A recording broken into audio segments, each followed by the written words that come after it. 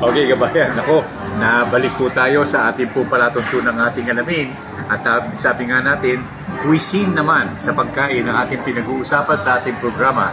Alam nyo, sa lahat po ng nililibot natin, one of the best na aming pong pinuntahan ay ang Michi, no? Ang Michi. At ito po ay sabi nga ng aking anak na si Doc Miguel, ito po ay isa sa mga proyekto ng mga Don Bosco, no? Noong araw.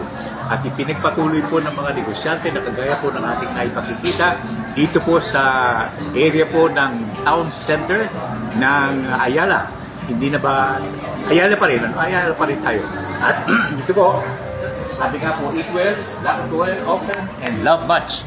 Moto, molto, kabayan, sa ating pong dinayo. One of the best. Pero lahat naman ng dinadayo po natin, kabayan, one of the best. At ito po ay dayuhin po ninyo sa second floor ng ating pong pinuntahan sa town center sa Alabang.